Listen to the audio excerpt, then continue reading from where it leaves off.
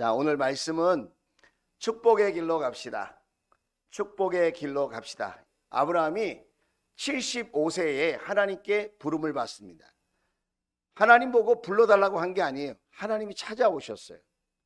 그리고는 아브라함은 하나님께 뭘 해달라고 말하지도 않았는데 하나님께서 약속하시기를 너에게 자손을 줄 것이다. 그때까지 자녀가 없었거든요. 너에게 자녀를 줄 것이고 하늘의 별처럼 바닷가의 모래알처럼 많은 자손들이 너를 통하여 복을 받게 할 것이다. 너는 복의 근원이 될 거야. 너는 복을 흐르게 하는 사람. 예, 여러분 복도 가둬두면 썩어요. 복을 자꾸 흘려보내야 될 줄로 믿습니다. 아브라함을 하나님께서 찾아오셔서 약속하신 이유는 그의 인생이 축복을 흐르게 하는 인생, 복의 근원이 되는 인생. 아브라함 때문에 많은 사람들이 덕을 보고 아브라함 때문에 많은 자손들이 함께 하늘과 땅의 복을 누리는 그런 축복의 사람이 되게 하시려고 하나님이 아브라함을 찾아오시고 아브라함에게 말씀하시고 아브라함에게 명령하신 줄로 믿습니다. 왜 아니나 다를까 25년 동안 기다렸더니 그 과정이 쉽지 않았죠. 그런데 25년 동안 기다려서 100세가 되었을 때 드디어 기적처럼 아들을 하나님이 허락해 주셨어요. 그동안 자기의 몸종 중에 하나인 한 청년을 상속자로 삼을까? 엘리에셀. 또 아니면 첩을 들여서 아내가 임신을 하지 못하니까 첩을 통해서 얻은 자식을 후계자로 할까? 근데 하나님이 아니라는 거예요. 내가 너에게 약속한 대로 준다는 거예요. 그리고는 100세의 아들을 딱 얻었어요. 여러분 얼마나 기뻤겠어요. 지금도 우리 교회에 아들을 낳고 딸을 낳고 좋아하는 사람이 많아요. 거기에 온 마음과 정성이 가 있는 거예요. 100세에 낳았으니 얼마나 여러분 기쁘겠어요. 자기 생명보다 더 귀할 거예요. 이 세상의 금은보화보다도 더 소중할 거예요. 그렇게 귀한 아들이에요. 그런데 하나님께서 어느 날 무럭무럭 잘 자라고 있는 그 아들을 이렇게 하라고 말씀하시는 거예요. 자, 2절 말씀 보겠습니다. 같이 읽어봅시다. 시작! 하나님이 말씀하셨다. 너의 아들, 내가 사랑하는 외아들 이삭을 데리고 모리아 땅으로 가거라. 내가 너에게 알려주는 산에서 그를 번제물로 바쳐라. 여러분, 이게 얼마나 무시무시한 이야기입니까? 하나님이 콕 집어서 얘기하시는 거예요. 너 아들 있지? 너 아들. 그 아들이 어떤 아들이에요? 내가 사랑하는 아들. 그 아들의 이름이 뭐라고요? 이삭. 여러분 이삭의 뜻이 뭔지 아세요? 웃음이라는 뜻이에요. 웃음. 그 가정에 웃을 일이 없었어요. 100세가 될 동안 땅도 있고 집도 있고 말도 있고 짐승도 많고 금은보화도 많았는데 아들이 없어서 후손이 없어서 웃을 일이 별로 없었어요. 그런데 하나님이 기적같이 100세의 아들을 딱 주셨는데 이제 웃고 살아. 이제 웃고 살아. 그리고 그 아들의 이름을 뭐라고 줬다고요? 이삭이라고. 여러분 가정의 달 5월에 여러분의 가정에 웃음꽃이 피기를 주의 이름으로 축복합니다. 근심 걱정은 사라지고 밝은 웃음이 넘치는 가정이 될지어다. 여러분의 인생에 한박 웃음이 넘쳐나게 되기를 주의 이름으로 축원을 드립니다. 이삭 때문에 웃었어요. 손자 손녀 보느냐고 막 그냥 입이 찢어지고 막 웃고 웃을 일이 없는데 새 생명이 딱 들어오니까 웃을 일이 생기는 거예요. 이 가정에도 웃을 일이 생겼어요. 그런데 하나님이 갑자기 청천벽력 같은 말도 안 되는 상상할 수도 없는 그런 말씀을 하시는 거예요. 그게 뭐예요? 내가 너에게 일러주는 산에서 그를 번제물로 바쳐라. 여러분 결론이 뭐예요? 바쳤어요? 안 바쳤어요? 바쳤어요. 그래서 어떻게 됩니까? 살아계신 하나님을 만납니다. 여호와 이레 하나님을 만납니다. 그리고 또 어떻게 됩니까? 18절 19절 이렇게 됩니다. 자 보세요. 18절 19절 내가 나에게 복종하였으니 세상 모든 민족이 내 자손의 덕을 입어서 복을 받게 될 것이다. 복을 흐르게 하는 가문이 되고 복의 근원이 되는 집안이 되는 거예요. 자손들이 되는 거예요. 자자손손 하나님의 복을 흘려보내는, 하나님의 은혜를 베푸는 그런 멋진 가문이요, 멋진 인생이요, 멋진 생애가 될 수 있도록 그렇게 하나님께 복을 받았다는 거예요. 그리고 19절에 이렇게 이야기합니다. 19절은 없나? 17절에 보면 이렇게 얘기하죠. 17절 내가 반드시 너에게 큰 복을 주며 너의 자손이 크게 불어나서 하늘의 별처럼 바닷가의 모래처럼 많아지게 할 것이다. 너의 자손은 원수의 성을 차지할 것이다. 할렐루야. 모든 대적자들을 다 물리치고 승리하게 되고 자손들은 엄청나게 많고 하늘의 큰 복을 받게 된다는 거예요. 자 여러분, 제가 왜 이런 이야기를 여러분과 나누기를 원하는지 아십니까? 하나님께 기도하면서 5월달이 되었습니다. 하나님, 우리 교회와 가정에, 우리 목장에 5월달을 맞이해서 어떤 말씀을 주시겠습니까? 축복의 길로 가게 하라. 축복의 길로 가게 하라. 여러분, 인생길에는 여러 가지 갈래길이 있어요. 인생길을 걸어가다 보면 여러 가지 갈래길이 있는데 축복의 길로 가야 하는데 안타깝게도 실패의 길로, 절망의 길로, 어두운 길로, 낙심의 길로, 슬픔의 길로 가는 사람들이 엄청나게 많다는 거예요. 저는 우리 주원 가족들이 축복의 길로 갈 수 있게 되기를 주의 이름으로 축원을 드립니다. 축복의 길을 갈 때에는 축복의 원리가 있다. 성경 말씀은 여러분 축복의 원리가 기록된 책이에요. 성경 말씀을 읽으면, 성경 말씀의 안내를 받으면 잘못된 길을 가다가도 여러분 축복의 길로 가게 될 줄로 믿습니다.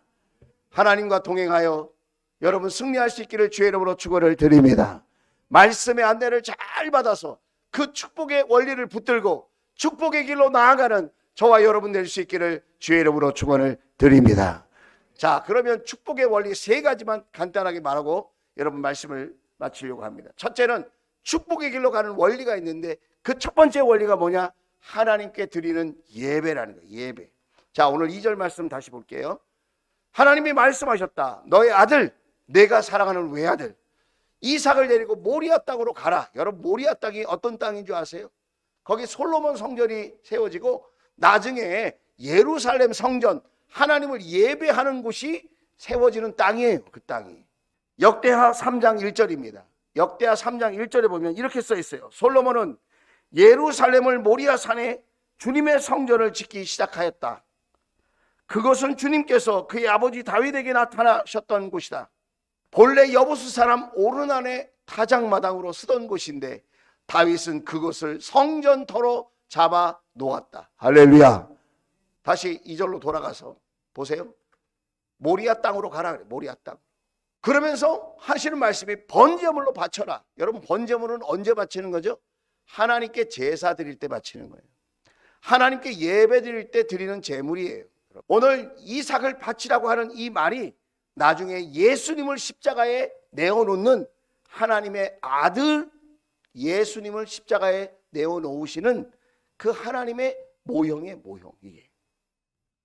그러므로 여러분, 우리는 예배할 때마다 예배를 즐기러 오는 게 아니에요. 예배를 평가하러 오는 게 아니에요. 단순히 예배 때 은혜 받으려고 오는 게 아니에요. 예배는 나의 생애를 드리는 거예요. 나의 마음을 드리는 거예요.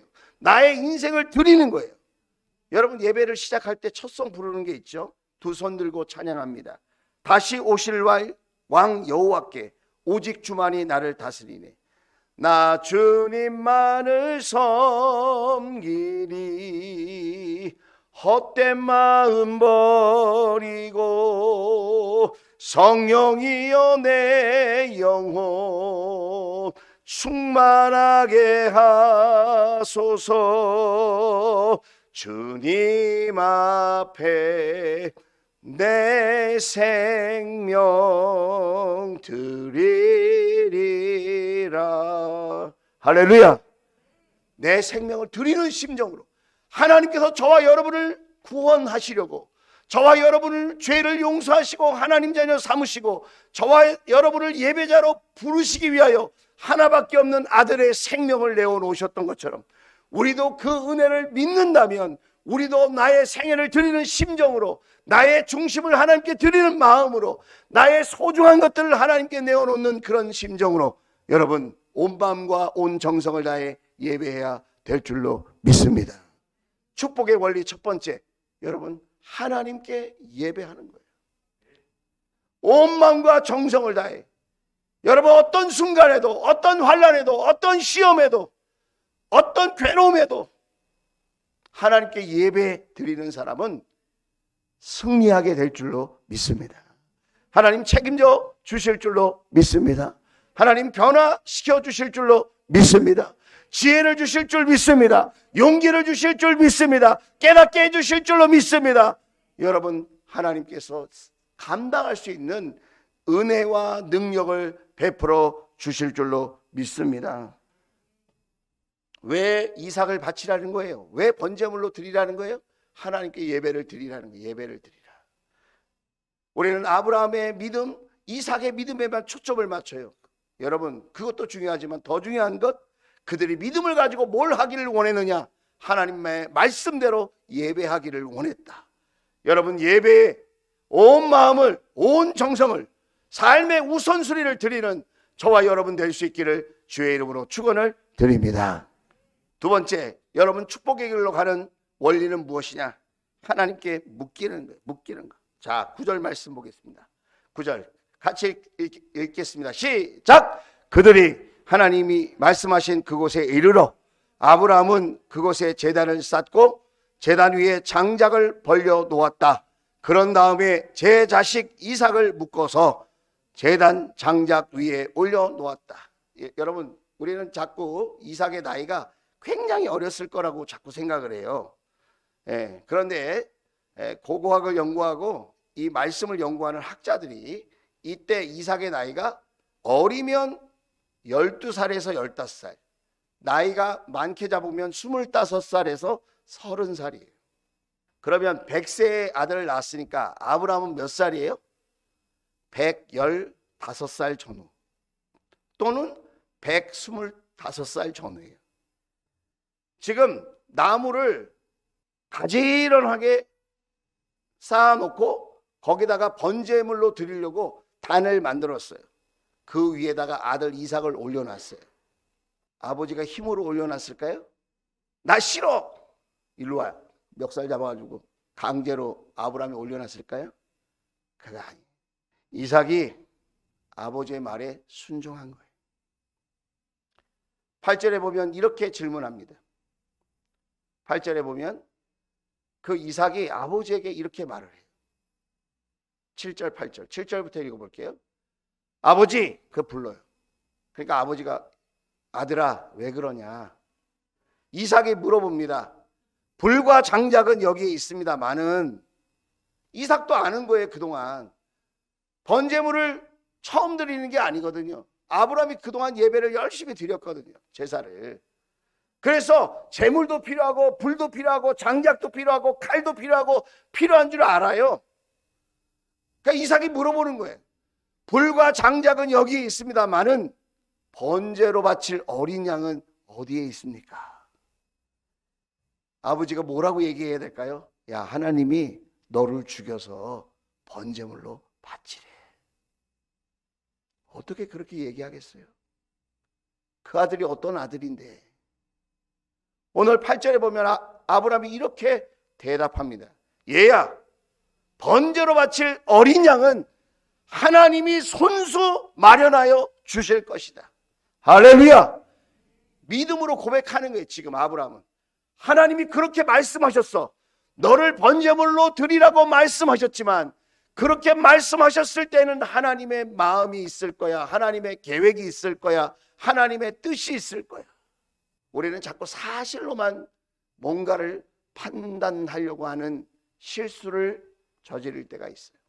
그런데 종종 하나님은 합리적이고 누구보다도 이성적이고 순리적으로 말씀하시는 분이시지만 때때로 하나님의 위대한 구원의 역사를 보여주시기 위하여 특별한 하나님의 뜻과 섭리를 이루시기를 위하여 이성적으로 합리적으로 순리적으로 도저히 이해가 안 되는, 이것은 하나님을 신뢰하고 맡길 수밖에 없는 그런 상황을 만드시기도 한다는 거예요. 그게 지금이에요. 지금 아들을 번제물로 바치라고 하는 지금. 그런데 여러분, 아브라함의 믿음만 생각하지 말고 우리가 오늘 이 9절 말씀을 통해서 기억해야 될 것이 있어요. 그게 뭐냐? 이삭의 순종이라는 거예요. 아브라함은 하나님을 바라보고 지금 걸어가고 있는 것이고, 이삭은 지금 누구를 바라보고 걸어갑니까? 아버지 이삭을, 아버지 아브라함을 바라보고 걸어가고 있다는 거예요. 여러분, 복의 근원은 아브라함만이 아니에요. 이삭도 복의 근원인 줄로 믿습니다. 그 아버지만 축복의 사람이 아니라 그 아들 이삭도 축복의 사람인 줄로 믿습니다. 여러분, 여러분의 가정에 여러분 부모님이 그 자녀들에게 믿음의 본이 될 수 있기를 주의 이름으로 축원을 드립니다. 하나님께 순종하는, 하나님을 믿음으로 반응하는, 하나님의 말씀에 긍정으로 반응하는 아름다운 모습.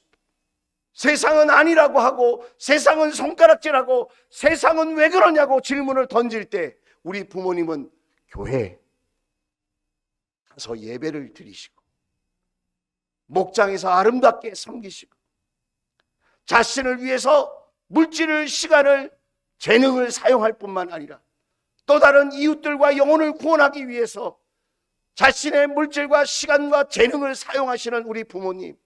우리 부모님은 섬기는 분이야. 이삭은 아버지 아브라함을 어떻게 생각했을까요? 아버지는 하나님의 말씀에 긍정적으로 반응하는 분이야. 말도 안 되는 이야기 같은데 우리 아버지는 하나님의 말씀에 순종하시는 분이야. 그래서 육체적인 힘으로는 아버지를 밀칠 수 있고 얼마든지 무력으로 도망칠 수 있는 이삭이었지만 제단 장작불 위에 스스로 올라갔다고 저는 생각해요. 이삭을 묶었어요. 여러분, 이것은 하나님께 묶이는 거예요. 하나님께 묶이는 것이 여러분 축복의 원리인 것을 기억할 수 있기를 주의 이름으로 축원을 드립니다. 구체적으로 그럼 묶이는 것이 어떤 것들이 있는가 한번 살펴보도록 하겠습니다. 첫째는 말씀에 묶이는 거예요. 아유, 그런 말씀 하지 마세요. 나 이 말씀 싫어요. 나 듣고 싶은 말씀 아니에요. 왜 그런 말씀 하세요? 지금 꽃피고 새우는 이렇게 화창한 봄날에 뭔 예배를 드립니까? 뭔 이웃을 섬깁니까? 이렇게 경제적으로 힘들고 어려운 때에 무슨 공사를 하고 그렇습니까? 하나님 말씀이라는 포승줄, 여러분 끊고 도망치지 않게 되기를 주의 이름으로 축원을 드립니다. 말씀에 묶여야 돼요. 여러분의 생각이 말씀에 긍정적으로 반응할 수 있도록 하나님의 말씀, 생명의 말씀, 그 구원의 말씀, 하나님께서 여러분을 축복하시려고 하시는 그 말씀, 그 말씀에 여러분의 마음이, 여러분의 인생이 묶이게 되기를 주의 이름으로 축원을 드립니다. 여러분, 이런 말씀 들어보셨죠? 난 사랑의 포로야. 여러분, 말이 됩니까 이게? 말이 돼요, 안 돼요? 사랑에 빠지면 그 사람한테 포로가 되고 싶은 거예요. 포로가 지겨워. 그러면 그 마음도 끝나는 거예요. 하나님 말씀이 지겹습니까? 지금 내 마음이 병드는 거예요. 하나님의 말씀에 묶이기를, 사랑의 포로가 될 수 있기를 주의 이름으로 축원을 드립니다. 두 번째, 여러분, 우리 뭐에 묶여야 돼요? 주일에 묶여야 돼요. 주일날. 주일날 예배하는 날이야. 이 기쁜 날. 시간을 구별하고 마음을 구별해서 여러분 예배하고 또 예배를 섬기는 일, 여러분 얼마나 행복하고 기쁨이고 이것이 큰 특권인 줄 아십니까? 내가 아침에 일어나는데 어느 교회로 갈까 고민하지 않고, 내가 섬기는 교회가 있고, 내가 예배할 수 있는 교회가 있고, 마음껏 기도할 수 있는 여러분 성전이 있다는 것, 나만의 교회가 있다는 것, 여러분 복 중에 복인 줄로 믿습니다. 여러분, 주일에 묶여야 돼. 이것이 불편하게 생각되어진다면 여러분, 나는 지금 뭔가 문제가 있는 거예요. 주일이라고 하는 이날, 주자가 무슨 주자인지 아세요? 주인 주자예요. 내 마음대로 시간 쓰는 날이 아니에요. 우리 하나님의 날이라는 거예요. 주일이라는 게 우리 예수님의 날이라는 거예요. 예, 하나님을 예배하고 하나님을 기쁘시게 하는 일에 이 날을 온전히 드려서 여러분 묶일 수 있게 되기를 주의 이름으로 축원을 드립니다. 자, 세 번째, 여러분 뭐에 묶여야 되느냐? 목장에 묶여야 돼. 목장에. 여러분 목장에 묶입시다. 목장 탈출, 여러분 위험한 거예요. 이리와 늑대가 기다리고 있어요. 내 마음을 도적질합니다. 여러분, 세상 사람들이 내 마음을 홀립니다. 목장에 안 가면 다른 곳에서 내 마음을 쏟아놓게 돼 있어요. 술집에서, 노래방에서, 여러분 극장에서, 여러분 세상에 이런저런 모습으로 동호회, 친목회, 여러분 뭐 여러 가지 사람들은 자기 속마음을 얘기하고 싶어 하거든요. 목장에 묶이기를 주의 이름으로 축원을 드립니다. 삶을 나누고 목장 안에서 예배할 때 여러분 얼마나 기쁜 일이 많은 줄 아십니까? 우리 어린이 목자들이 세워지는 것 얼마나 아름답습니까? 우리 어른들도 여러분 목장에 묶일 때에 약간의 어려움과 불편함을 뛰어넘는 하늘의 복을 경험하게 되어질 줄로 믿습니다. 또 뭐에 묶여야 되느냐? 주의 종에게 묶여야 돼. 저는 자꾸 이렇게 말씀을 전해서 여러분을 이렇게 묶는 거예요. 자꾸 여러분의 이름을 부르면서 기도하면서 여러분을 묶는 거예요. 너무 힘들다 그러면 제가 조금 풀어줘, 이렇게 줄을. 조금 풀어주면 좀 쉬었다가 다시 끌려와야 돼. 좋은 말 할 때 끌려옵시다. 그런데 어떤 사람은 아예 끊어. 카터칼로 끊어. 딱 끊으면 낭떠러지에 떨어지는 거예요, 여러분. 임근환 목사는 여러분을 위해서 있는 거예요. 하나님을 위해서 있기도 하지만 여러분을 축복하고 여러분을 위해서 기도하기 위해서 존재하는 종이에요. 그러니까 제가 기도하자고 하면 이유가 있어서 기도하자고 하는 거예요. 특별 새벽 기도 합시다. 2주 동안 세 겹줄 합시다. 그럼 이유가 있어서 하는 거예요. 여러분, 특별한 예배가 있습니다. 수요일마다 모입시다. 그러면 이유가 있어서 하는 거예요. 여러분 잘 묶이면 수지 맞아요. 여러분 수지 맞는 축복의 길이 열리기를 주의 이름으로 축원을 드립니다. 자, 그 다음에 마지막으로 사명이라는 포승줄에 묶여야 돼요. 사명을 짐이라고 생각하지 마세요. 제가 목사를 짐이라고 생각한다면 이 자리에 있는 게 얼마나 지옥 같겠어요. 그렇잖아요. 내가 엄마 아빠가 된 것이 짐이다. 부모의 사명이 나에게 짐으로 생각되면 불행한 거예요, 여러분. 가정이. 사명을 짐으로 생각하지 마시고 사명을 축복으로 생각할 수 있게 되기를 주의 이름으로 축원을 드립니다. 내가 아버지가 됐다니, 내가 어머니가 됐다니, 내가 할아버지가 되고 내가 할머니가 됐다니, 내가 권사가 되고 내가 안수집사가 되고 무엇보다도 내가 목자가 되고 내가 목녀가 되고 내가 찬양대가 되고 내가 교사가 되고 주님 나를 사용하여 주시니 감사합니다. 할렐루야. 짐으로 생각하지 말고 하나님께서 직분으로 사명으로 우리를 딱 묶을 때 할렐루야 감사합니다. 주님께 쓰임받기를 원합니다. 쓰임받는 저와 여러분, 축복의 길로 가는 저와 여러분 될 수 있기를 주의 이름으로 축원을 드립니다. 이제 마지막으로 여러분, 축복의 원리가 있어요. 그 축복의 길로 가는 원리는 무엇이냐? 한번 따라서 하겠습니다. 하나님을